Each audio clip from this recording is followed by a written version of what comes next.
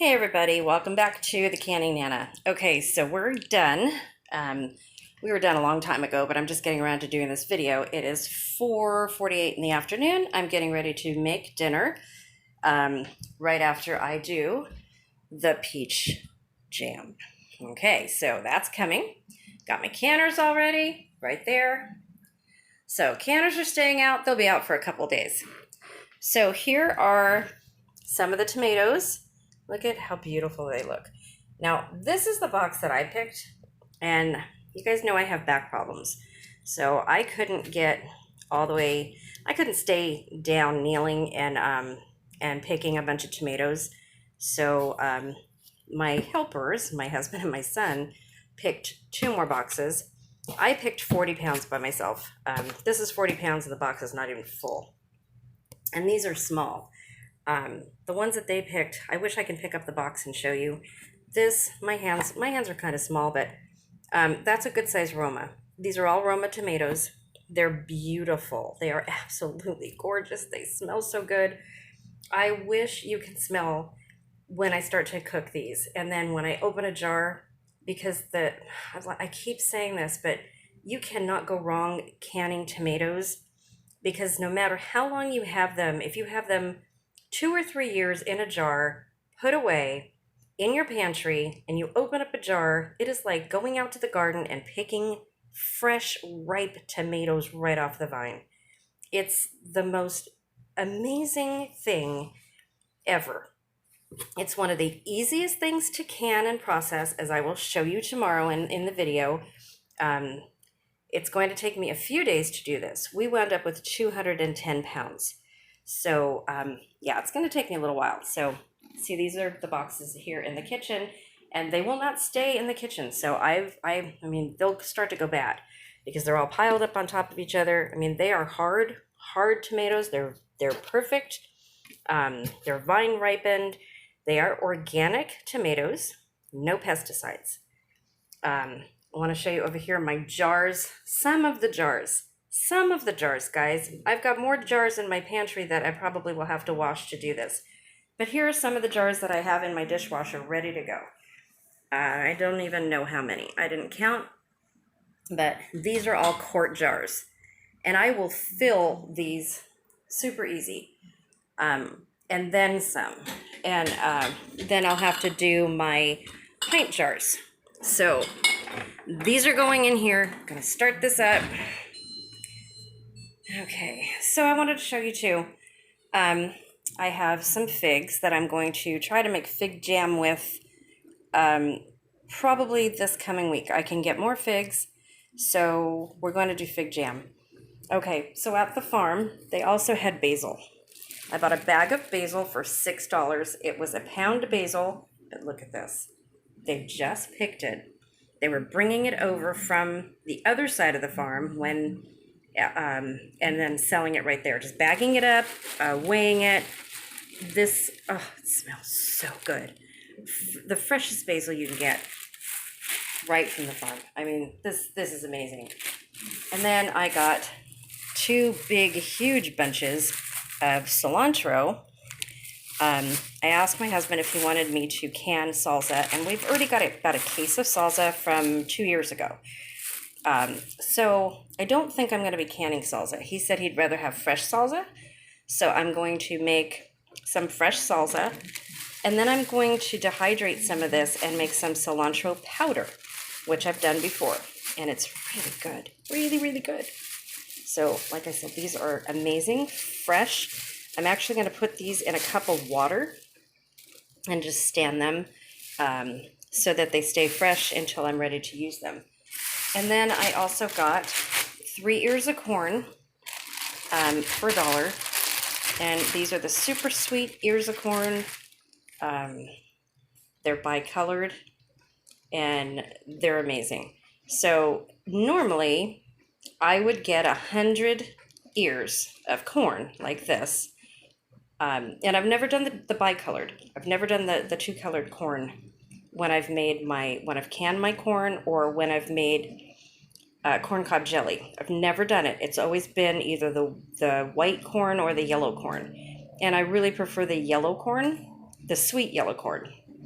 not the regular yellow corn, to make corn cob jelly.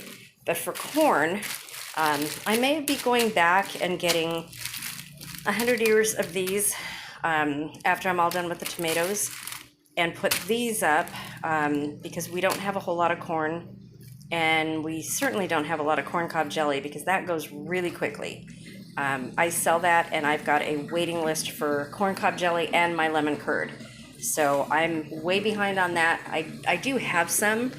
The best thing about the corn cob jelly, and I think I've said this in other videos too, I will make it 1 year, and yes, I will sell that batch, but I tell people buy 2 jars, open one now, and I sell them for $4 a jar. It's not, it's $4,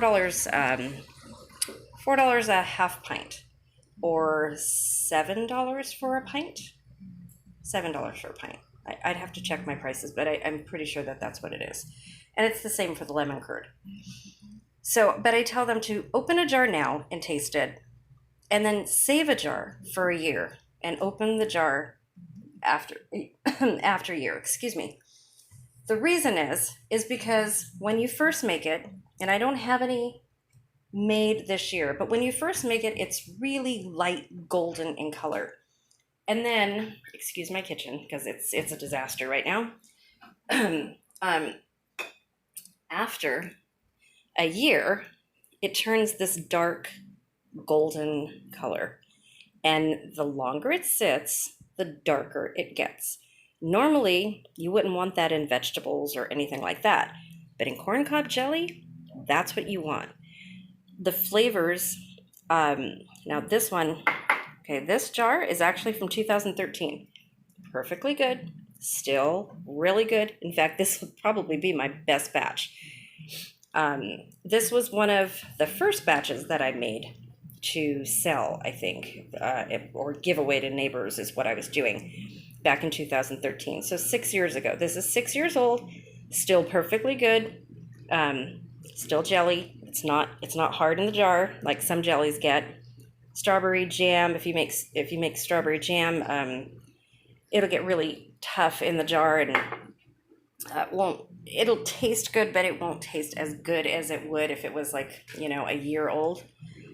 So corn cob jelly, you want to make a batch, and put half of it away, let it sit, because the longer it sits, the sweeter it gets and the more it tastes like honey. That's the really cool thing about corn cob jelly is it tastes like honey after even a year, 6 months, a year. The longer it sits, the better it tastes. So if you make corn cob jelly, you wanna save some for later. Open it now. Definitely open it now because it's delicious, but definitely save some for later too. So just wanted to put that little tidbit in there, and I need to get started on dinner. Gosh, this basil. If any of you have any hints and what to do with basil, please let me know, because I'm probably going to dehydrate some of this, a lot of this, because it's gonna go limp really quickly. I'm gonna make a dinner tonight with fresh angel hair pasta, and I'll probably put a video up. Angel hair pasta, fresh tomatoes, fresh basil, onions, some olives, some white wine. And no, I don't drink, but I use wine for cooking. And when you cook it bakes it cooks the alcohol out. And then some olive oil. And you mix it all together, and it tastes amazing. It's just, especially with the fresh basil and the fresh tomatoes. Oh, so good, so good. So this is what I'm doing. Cilantro will be used for salsa. I'm probably going to cheat and buy a couple packages of the Mrs. Wages salsa at Walmart because it has all the seasonings in it and I don't have to mess with it. It's super easy to do. So when I do that, I'll take you along with, I'll videotape that. You guys will go along with that. And then next up is my peach jam tonight. And a lot of people want to see the whole process, so I'm probably going to just let it run. The video run, I'm going to put it on my tripod. You guys are going to watch me probably from start to finish. It might be a half an hour video, but if you guys want to see the entire process, then that's what I'm going to do. So stay along with me for the ride. Got a lot going on, and I'm going to be exhausted. Oh, goodness. Oh, excuse me. I'm already tired. I've been up since 5:30. We had to be out at the farm early, but we didn't really get a very good start this morning. My husband's not feeling really well, but he was a trooper and he went anyway, and he picked tomatoes with a fever, and yeah, he's just he's a really good guy. He's such a good helper.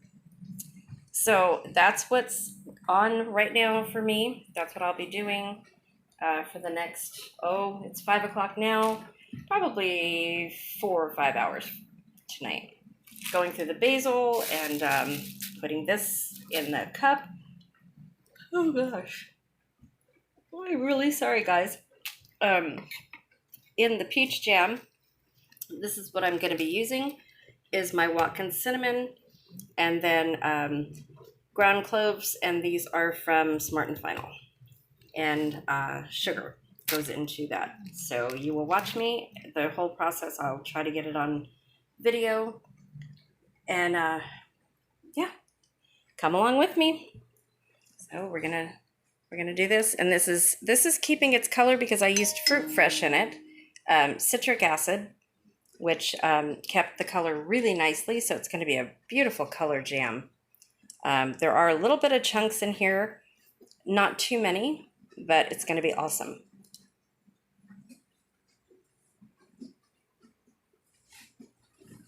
So here are our tomatoes, and so there's several videos that'll probably be up.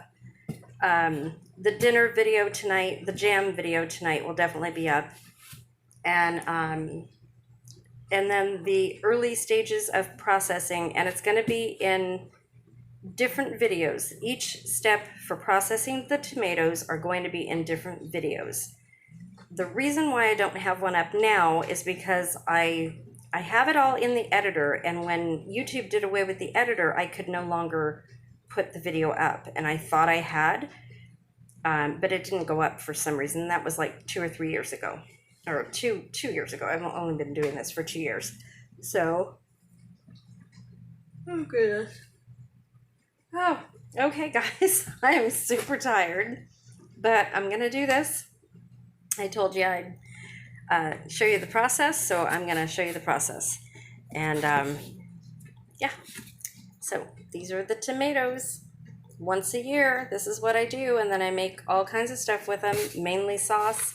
And all those jars that you saw in the dishwasher are mainly my sauce jars, because I do a lot in quarts and only some in pints, because we're a family of 3 and we eat a lot of pasta, and I do a lot of other things with the tomatoes, you know, cook soups and stews and gosh, upteen amount of things. I do tacos with them and all kinds of stuff.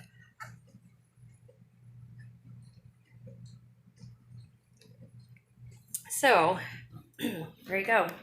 Took us about a half an hour, maybe 35 minutes at the most to pick these. It goes real fast.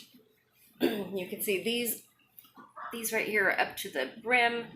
This box is not quite as full. And I did get a couple green tomatoes too. I'm going to try fried green tomatoes. I've never had them. So somebody was there buying just, they bought red tomatoes, and then they picked a bunch of green tomatoes. And I asked my husband what they were doing with green tomatoes, because they would ripen eventually, yeah. And he said, they're going to do fried green tomatoes. And I said, oh, well, go pick me a couple of those and make me fried green tomatoes. So that's what he's going to do when he feels better. So there you go.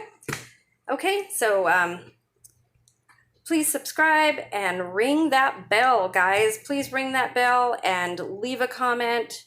Hit the like button so that I know that you were here and that you're watching. Leave a comment, please. And if you have any tips, like I said, for that basil or the cilantro, which I'm probably going to dehydrate both and have both on hand so that they last. The one thing I do pass down in my Italian family is tomatoes with basil and oil, which is amazing. It's a nice cool salad. You chill the tomatoes, slice the tomatoes, and put basil on top of them, pour olive oil over them, a little bit of salt and pepper, and you have an amazing little salad. And it's so good, so good. So there's so many things you could do with tomatoes. And well, this is what we're doing. So I have to get started because I have to run to the store for some dinner things. So I will see you guys soon.